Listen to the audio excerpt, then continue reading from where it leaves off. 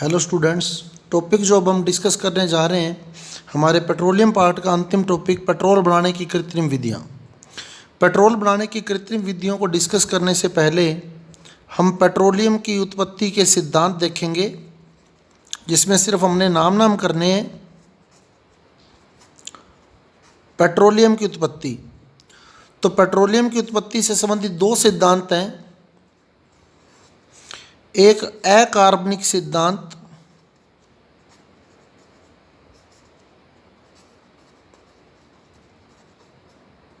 जिसे हम कार्बाइड सिद्धांत भी कहते हैं। ये सिद्धांत दिया था मेंडलीफ ने। इसमें नाम पूछ सकता है, पेट्रोलियम की उत्पत्ति के संबंध में अकार्बनिक सिद्धांत किसने दिया, तो वो दिया था मेंडलीफ ने। और दूसरा है कार्बनिक सिद्धांत, कि पेट्रोलियम की उत्पत्ति का कार्बनिक सिद्धांत किसने दिया, तो वो दिया था एंगलर ने। इसमें पेट्रोलियम की उत्पत्ति अकार्बनिक यौगिकों से बताई गई है और इसमें पेट्रोलियम की उत्पत्ति कार्बनिक यौगिकों से बताई गई है। तो ये अकार्बनिक सिद्धांत है पेट्रोलियम की उत्पत्ति का, मेंडलीफ द्वारा दिया गया था। ये कार्बनिक सिद्धांत पेट्रोलियम की उत्पत्ति का एंगलर द्वारा दिया गया था। तो ये दो सिद्धांत जिसमें हमने मेन वैज्ञानिकों के नाम लर्न करने हैं। अब बात करें हम पेट्रोल बनाने की कृत्रिम विधियों की, तो पेट्रोल बनाने की तीन कृत्रिम विधियां हमारे पास हैं। पेट्रोल बनाने की तीन कृत्रिम विधियां हैं हमारे पास, जिसमें सबसे पहली विधि है भंजन।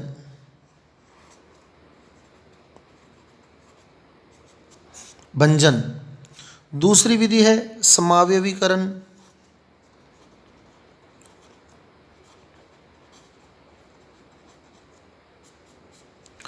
और तीसरी विधि है हमारे पास संश्लेषण विधि। संश्लेषण। पहली विधि भंजन। भंजन को हम लोग ताप अपघटन भी बोलते हैं। ताप अपघटन यानी गर्म करने पर टूटना। अब भंजन में होता क्या है, ज़्यादा कार्बन वाला यौगिक अगर अपने लेते हैं और उसे गर्म करते हैं तो वो कम कार्बन वाले यौगिक में बदल जाता है। ज़्यादा कार्बन वाले यौगिक को अगर गर्म करें तो वो कम कार्बन वाले यौगिक में टूट जाता है। ये विधि कहलाती है भंजन। दूसरी भाषा में, अब बुक्स में यही दिया होता है कि उच्च कार्बन वाले यौगिक को गर्म करने पर वह निम्न कार्बन वाले यौगिक में परिवर्तित हो जाता है। इस विधि को हम भंजन कहते हैं। दूसरी भाषा में हम यूँ भी कह सकते हैं कि यदि उच्च क्वथनांक वाले यौगिक को गर्म किया जाए तो वह कम क्वथनांक वाले यौगिक में बदल जाता है। उच्च क्वथनांक वाले यौगिक को गर्म किया जाए तो वह कम क्वथनांक वाले यौगिक में बदल जाता है। इस विधि को भंजन कहा जाता है। अब भंजन डिस्कस करने से पहले मैं एक बार वापस जो हमने प्रभाज्य आसवन डिस्कस किया था उस टॉपिक पे वापस आऊँगा, जिसमें हमने सबसे पहली बात की थी कि जब पेट्रोलियम का प्रभाज्य आसवन करते हैं तो सबसे पहले हमारे को गैस से प्राप्त होती हैं। फिर दूसरे भाग में कच्चा नैफ्था मिला था। कच्चे नैफ्थे का ही भाग है पेट्रोल। तीसरे भाग में कैरोसिन तेल की प्राप्ति होती है। कैरोसिन तेल, कैरोसिन। चौथे भाग में भारी तेल जिसमें डीजल है और गैस तेल है। और पांचवा जो भाग था अवशेषी तेल। अवशेषी तेल जिसमें स्नेहक, मोम, वैसलीन और कोलतार वगैरह आते हैं, वो अवशेषी तेल। इसमें हमने पढ़ा था कि C1 से C4 तक कार्बन है। फिर कच्चे नैफ्थे में हमने पढ़ा था C5 से लेके C10 तक कार्बन होते हैं, जिसमें पेट्रोल में जो मेन होते हैं C6 से C8 कार्बन होते हैं पेट्रोल में। फिर हमने कैरोसिन पढ़ा था, C11 से C15 तक कार्बन होते हैं इसमें। फिर भारी तेल था, C16 से C18 तक का है इसमें कार्बन की संख्या। और अवशेषी तेल में 18 से ज़्यादा और 40 तक कार्बन होते हैं। ये बात हमने पढ़ी थी।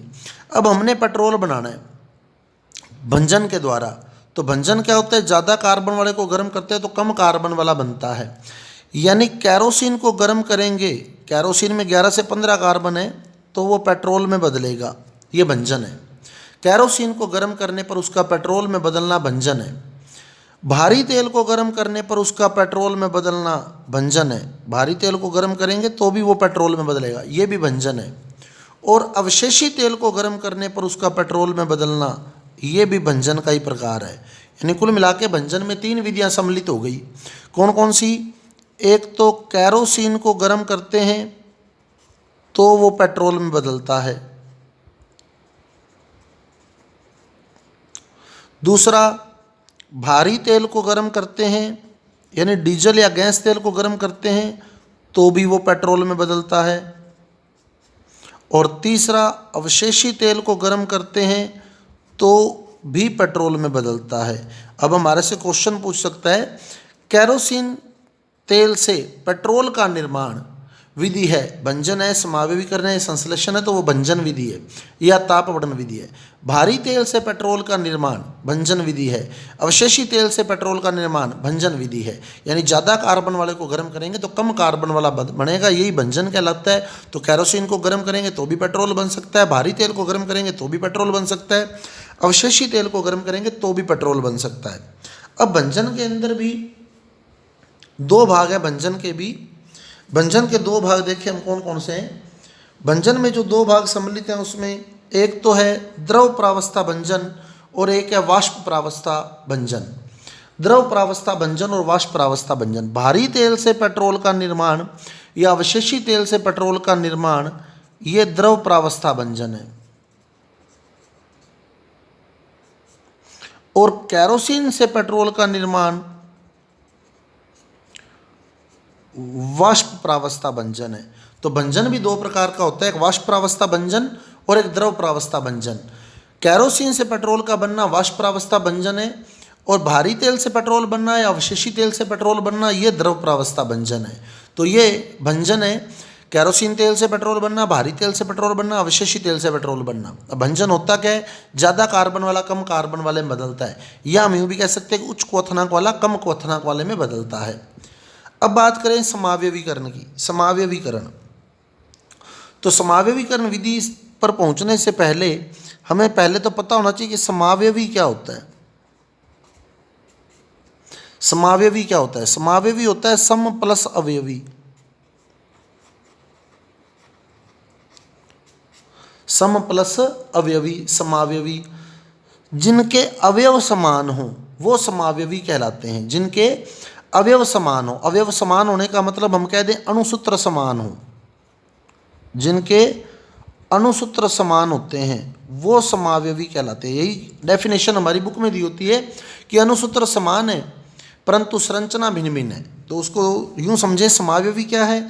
सम प्लस अवयवी, सम प्लस अवयवी। तो जिनके अवयव समान है वो समावयवी कहलाते हैं। जैसे एक यौगिक में 4 कार्बन है और 10 हाइड्रोजन है, दूसरे में भी 4 कार्बन है और 10 हाइड्रोजन है, तो ये दोनों समावयवी हैं क्योंकि दोनों के अवयव समान हैं। इसमें 4 कार्बन तो इसमें भी 4 कार्बन, इसमें 10 हाइड्रोजन तो इसमें भी 10 हाइड्रोजन, तो अणुसूत्र अपने आप ही सेम हो जाएगा। फर्क किसका होगा? संरचना का। जैसे इसमें 4 कार्बन सीधा रेखीय फॉर्म में जुड़े, रेखीय श्रृंखला में जुड़े, इसमें 3 कार्बन रेखीय श्रृंखला में परंतु चौथा कार्बन शाखित श्रृंखला में है।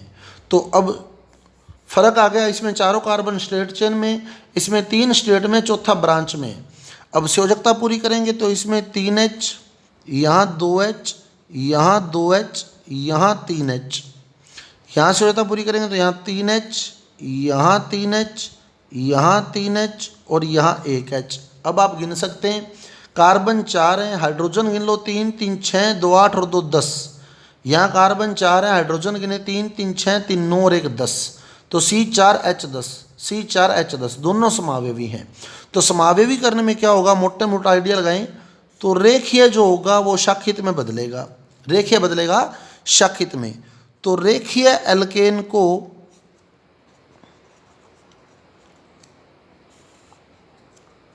शाखित एल्केन में बदलना समावयवीकरण कहलाता है। रेखीय एल्केन को शाखित एल्केन में बदलना समावयवीकरण कहलाता है। और ये प्रक्रिया की जाती है निर्जल AlCl3 प्लस HCl गैस की उपस्थिति में, निर्जल AlCl3 प्लस HCl गैस की उपस्थिति में, HCl गैस ना दियो तो चलेगा, लेकिन निर्जल AlCl3 जरूर लिखा होगा।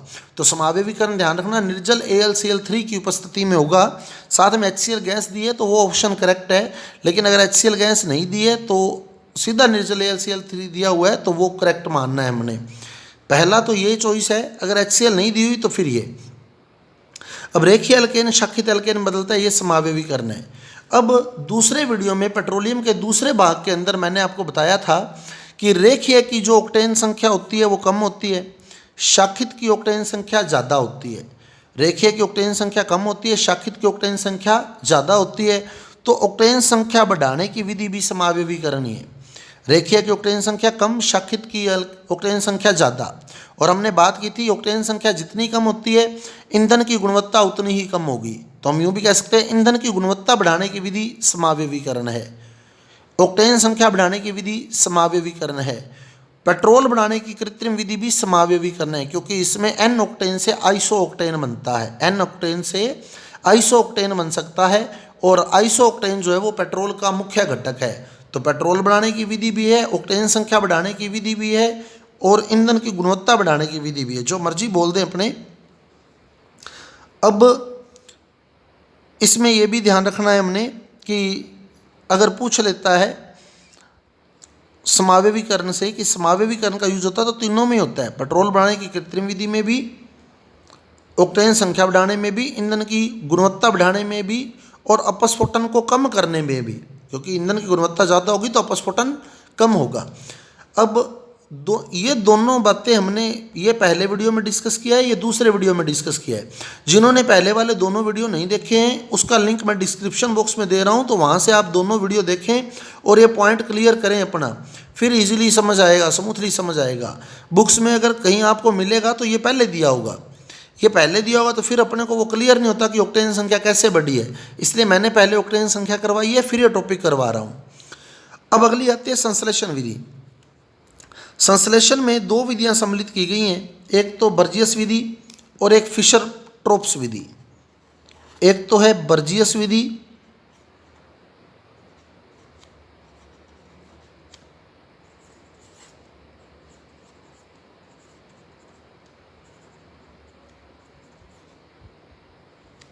और दूसरी है फिशर ट्रोप्स विधि। एक बर्जियस और दूसरी फिशर ट्रोप्स।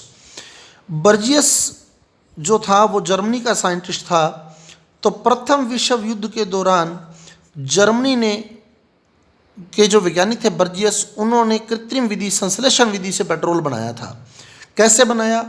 पेट्रोल एक हाइड्रोकार्बन है। अब हाइड्रोकार्बन क्या होता है? हाइड्रोकार्बन शब्द जो है, हाइड्रोकार्बन, पेट्रोल जो है वो एक हाइड्रोकार्बन है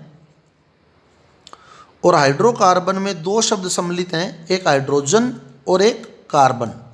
तो बर्जियस ने कार्बन की क्रिया हाइड्रोजन से करवाई, कार्बन की क्रिया हाइड्रोजन से करवाई Fe2O3 की उपस्थिति में, Fe2O3, और टेम्परेचर उच्च कर दिया। कार्बन की क्रिया हाइड्रोजन से करवाई Fe2O3 की उपस्थिति में, तो इनको हाइड्रोकार्बन मिला जिसमें पेट्रोल सम्मिलित था। पेट्रोल सम्मिलित था क्योंकि पेट्रोल एक हाइड्रोकार्बन है, तो कार्बन की क्रिया हाइड्रोजन से करवाएंगे तो पेट्रोल बनेगा। तो ये बर्जियस विधि है। कार्बन द्वारा, कोक द्वारा, कोल द्वारा, कार्बन कह दे, कोक कह दे, कोल कह दे, हाइड्रोजन की क्रिया करवाएगा, हाइड्रोजन की क्रिया करवाएगा। कार्बन द्वारा, कोक द्वारा, कोल द्वारा हाइड्रोजन की क्रिया करवाने पर पेट्रोल का बनना बर्जियस विधि है। दूसरी विधि आती है फिशर ट्रोप्स विधि, जो बर्जियस विधि से बेटर विधि मानी जाती है। इसमें जल गैस से पेट्रोल बनता है। जल गैस को जब कोबाल्ट या निकिल की उपस्थिति में, पहला ऑप्शन कोबाल्ट चूज करना है, अगर दोनों ऑप्शन आए हो तो कोबाल्ट को वरीयता देनी है। कोबाल्ट बेटर कैटलिस्ट माना जाता है फिशर ट्रोप्स में, और अगर कोबाल्ट ऑप्शन में नहीं हो तो फिर निकिल चूज करना है। तो जल गैस को कोबाल्ट या निकिल की उपस्थिति में जब गर्म किया जाता है तो पेट्रोल बनता है, और इसमें पेट्रोल के साथ साथ जल भी प्राप्त होता है। अब जल गैस होती क्या है? जल गैस होती है कार्बन मोनोऑक्साइड प्लस हाइड्रोजन, ये जल गैस है, वाटर गैस है, कार्बन मोनोऑक्साइड प्लस हाइड्रोजन। तो जब हम इसको कोबाल्ट की उपस्थिति में गर्म करते हैं तो कार्बन हाइड्रोजन से क्रिया करके हाइड्रोकार्बन यानी पेट्रोल बना देगा। कार्बन जब हाइड्रोजन से क्रिया करेगा तो पेट्रोल बन जाएगा। और फिर ऑक्सीजन जब हाइड्रोजन से क्रिया करेगा तो जल बन जाएगा। तो इस प्रकार फिशर-ट्रोप्स विधि में जल गैस से पेट्रोल बनाया जाता है। जल गैस को कोबाल्ट या निकिल की उपस्थिति में गर्म करके पेट्रोल बनता है। जल गैस क्या है? CO+H2। उपस्थिति कोबाल्ट या निकिल की पहली ऑप्शन जो वरीयता में लेनी है हमने वो कोबाल्ट, अगर कोबाल्ट नहीं दिया है तो निकिल चूज करना है। तो ये फिशर-ट्रोप्स मेथड है। तो ये पेट्रोल बनाने की कृत्रिम विधियाँ, और इसके साथ ही पेट्रोलियम टॉपिक जो है वो हमारा पूरा होता है। और फिर मैं निवेदन करूँगा आपसे कि इसका मैटर जरूर आप लिखें अपने हिसाब से, क्योंकि बहुत कम बुक्स के अंदर पेट्रोलियम जो है वो सिस्टमेटिक तरीके से मिलेगा आपको। बहुत रेयर मैटर मिलता है इसका, इतना डिटेल में नहीं मिलेगा, इसलिए मैटर जरूर इसका आप लोग नोट करें एक जगह पर। और जहाँ तक हो सके अपने साथियों को ये वीडियो ज़रूर भेजें जो भी तैयारी कर रहे हैं रीट की या जेट की। जेट में भी है पेट्रोलियम टॉपिक और रीट में भी है पेट्रोलियम टॉपिक। तो जो भी जेट की या रीट की या ICAR की तैयारी कर रहे हैं उन स्टूडेंट के लिए बहुत ही बेनिफिशियल टॉपिक है। बर्जियस और फिशर-ट्रोप्स से क्वेश्चन आया हुआ है, मेनली बर्जियस से क्वेश्चन आए हुए क्वेश्चन है बर्जियस से। तो बर्जियस विधि जो हमने पढ़ी है, फिशर-ट्रोप्स और बर्जियस दोनों ही मेथड अपने आप में इंपॉर्टेंट है। भंजन भी हमने क्लियर किया है, भंजन ज़्यादा कार्बन वाला कम कार्बन वाले में बदलता है। तो पेट्रोलियम टॉपिक जो है वो कंप्लीट होता है। और तीनों वीडियो जो है वो आप देखें। 2 वीडियो के जो लिंक है मैं डिस्क्रिप्शन बॉक्स में दे रहा हूँ। Thank you.